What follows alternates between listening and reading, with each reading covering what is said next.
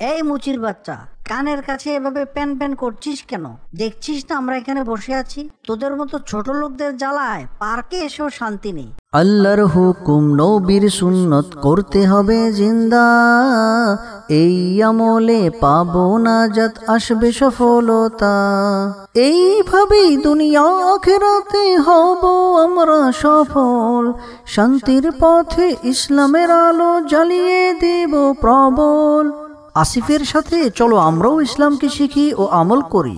শিক্ষণীয় সব মজার মজার কার্টুন পেতে আমাদের চ্যানেলটি আজই সাবস্ক্রাইব করুন এবং পাশে থাকা বেল আইকনটি প্রেস করুন।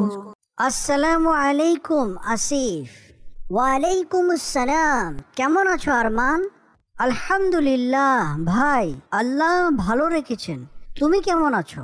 আলহামদুলিল্লাহ ভাই, ভালো। আরমান, তোমার সাথে ছেলেটি কে? ওকে তো চিনলাম না। ও কি তোমার বন্ধু? হ্যাঁ আসিফ, ও আমার বন্ধু। ওর নাম জাহিদ।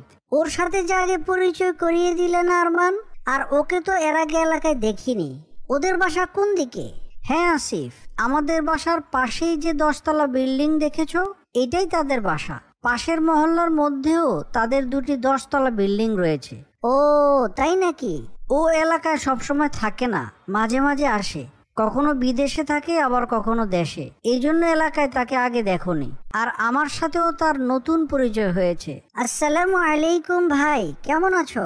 ওয়ালাইকুম আসসালাম। হ্যাঁ ভালো আছি আসিফ। তোমাদের বাসা আরমানের বাসার কোন পাশে ভাই? আরমানদের বাসার দক্ষিণ পাশে যে বেগুনি রঙের 10 তলা বিল্ডিং আছে, ওটাই আমাদের। তোমাদের বাসায় আসার আগে যে মেইন রোড রয়েছে, এটার শুরুতেই আমাদের বাসা। ও আচ্ছা, বুঝেছি। জাহিদ, তোমার বাবা কোথায় চাকরি করেন? আমার বাবা অনেক বড় একটা কোম্পানির ম্যানেজিং ডিরেক্টর পদে আছেন। ও আচ্ছা, মাশাআল্লাহ, ভালো। আসিফ, আমরা সবাই পার্কে ঘুরতে যাব, অনেক মজা হবে ইনশাআল্লাহ। তুমি কি যাবে আমাদের সাথে? জি, যাবো ইনশাআল্লাহ। তবে আব্বুকে বলে যেতে হবে, উনি অনুমতি দিলে যাব, না হয় যেতে পারবো না ভাই। ঠিক আছে আসিফ, তুমি আঙ্কেলের কাছ থেকে অনুমতি নিয়ে আসো, আমরা এখানে অপেক্ষা করছি। আসসালামু আলাইকুম বাবা। ওয়ালাইকুম আসসালাম। কি হয়েছে আসিফ? তুমি না বাইরে বন্ধুদের সাথে দেখা করতে গিয়েছিলে, তাহলে আবার আসলে যে? জি বাবা, আরমান ও হানিফ নামের আমার কিছু বন্ধু আমাকে নিতে এসেছে পার্কে ঘুরতে যাবে বলে। বাবা, আমি কি যেতে পারি তাদের সাথে? ঠিক আছে আসিফ, যাও, সমস্যা নেই। তবে নামাজের সময় কিন্তু বাইরে থেকো না। আজানের আওয়াজ কানে আসলেই মসজিদে চলে আসবে, বুঝেছো? জি বাবা, বুঝতে পেরেছি। ইনশাআল্লাহ এমনটাই করব। তোমাদের বন্ধুদের নাস্তা খেতে দিয়েছো আসিফ? জি না বাবা, তারা তো বাইরে দাঁড়িয়ে আছে। এটা তো ঠিক করনি বাবা, তাদেরকে ভিতরে বসিয়ে খেজুর খেতে দাও। ঠিক আছে বাবা, তাদেরকে ডেকে নিয়ে আসছি। জানো মিজান, আসিফরা অনেক আল্লাহওয়ালা। আলহামদুলিল্লাহ, ওদের পরিবারের সবাই নামাজি। বুঝেছি। তাদের এই ছোট বাড়ি দেখলেই তো বোঝা যায় এরা কেমন। ভাই, তোমরা ভিতরে এসো।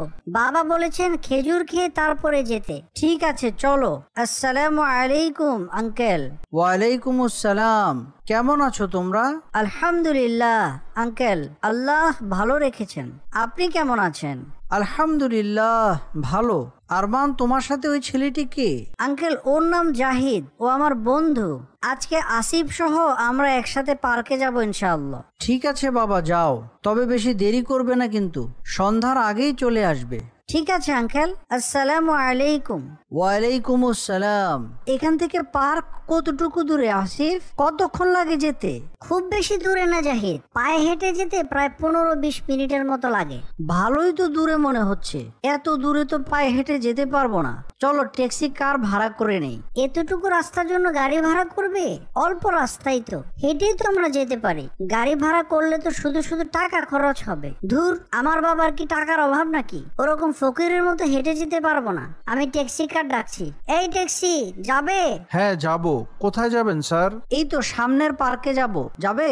ঠিক আছে, ওঠেন গাড়িতে। জাহিদ, তুমি ট্যাক্সিওয়ালাকে তুমি করে কেন বললে? উনি তো তোমার থেকে বয়স অনেক বড়। ট্যাক্সিওয়ালাকে কি আবার আপনি করে বলতে হবে নাকি? ও তো সামান্য ট্যাক্সি কার চালায়। আরমান, এইবার ঈদের সময় যে আমাকে নিতে আসলে না বাসায়? আমাদের বাসায় আপু আর দুলাভাই এসেছিলেন।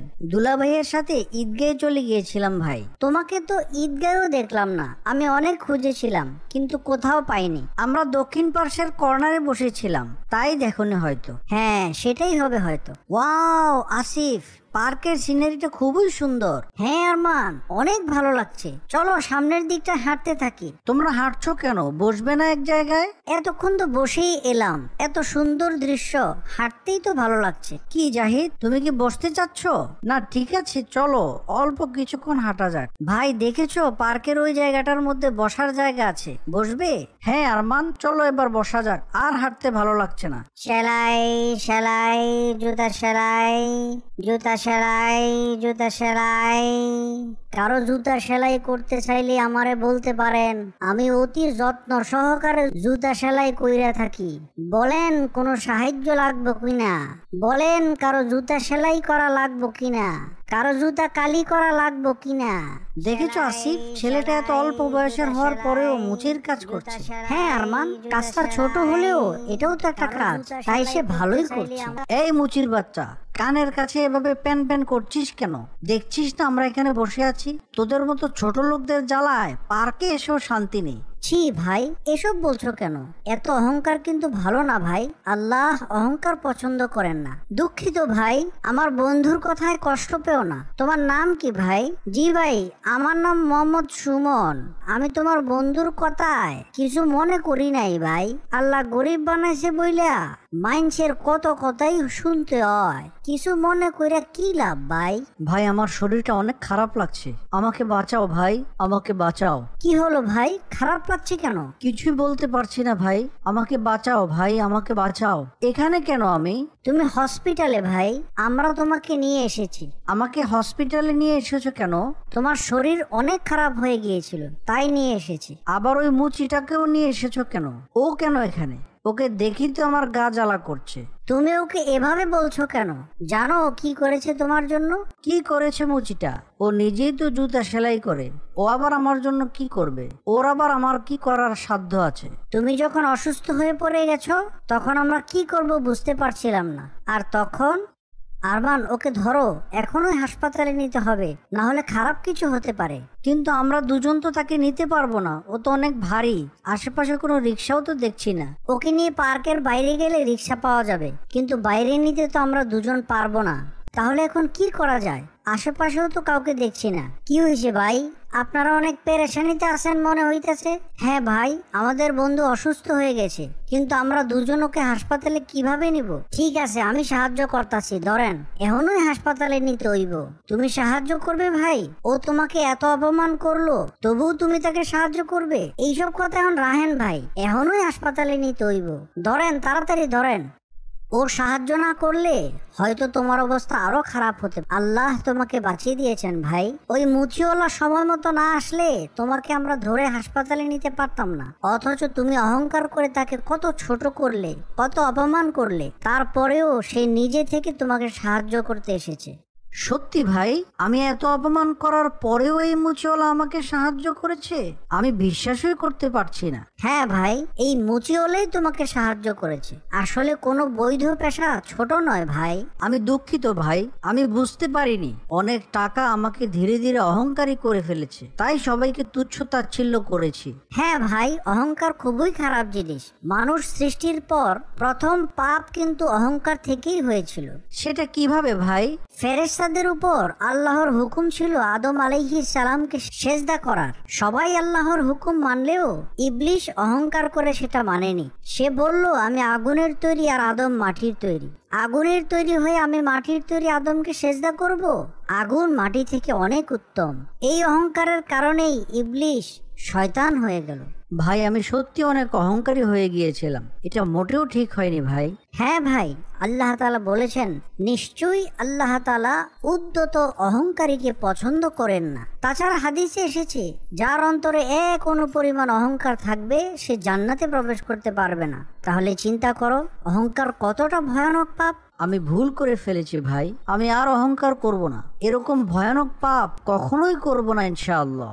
হ্যাঁ ভাই, যারা অহংকার করে কাল কিয়ামতে তাদেরকে বিন্দু আকৃতি দেওয়া হবে। সব মানুষ তাদেরকে পদদলিত করবে। আল্লাহর কাছে দাম্ভিক লোক এতটাই অপছন্দের। আর হযরত আদম আলাইহিস সালাম থেকে সব নবী রাসূল অত্যন্ত বিনয়ী ছিলেন। ভাই ভুল হয়ে গেছে আমার, আল্লাহ আমাকে ক্ষমা করো, আমাকে মাফ করো, আমি আর কখনো অহংকার করব না। ভাই তুমি আমাকে ক্ষমা করো, মাফ করো ভাই, তোমাকে ওভাবে অপমান করা আমার মোটেও উচিত হয়নি, আমাকে ক্ষমা করো ভাই। আপনার উপর আমার কোনো রাগ নাই ভাই, রাগ করবো কেন ভাই? বিপদে তো আমাদের একজনের পাশে আরেকজনের দাঁড়াইতেই হয়। সুমন তোমাকে অনেক ধন্যবাদ ভাই, আমাকে তুমি ক্ষমা করে দিয়েছো। হ্যাঁ ভাই, আমি আপনারা ক্ষমা কইরা দিছি, আর আল্লাহ তাআলাও আপনারা ক্ষমা কইরা দিন, আমিন। আসিফের সাথে চলো আমরাও ইসলামকে শিখি ও আমল করি। শিক্ষণীয় সব মজার মজার কার্টুন পেতে আমাদের চ্যানেলটি আজই সাবস্ক্রাইব করুন এবং পাশে থাকা বেল আইকনটি প্রেস করুন। আসিফের সাথে চলো আমরাও ইসলামকে শিখি ও আমল করি। শিক্ষণীয় সব মজার মজার কার্টুন পেতে আমাদের চ্যানেলটি আজই সাবস্ক্রাইব করুন এবং পাশে থাকা বেল আইকনটি প্রেস করুন।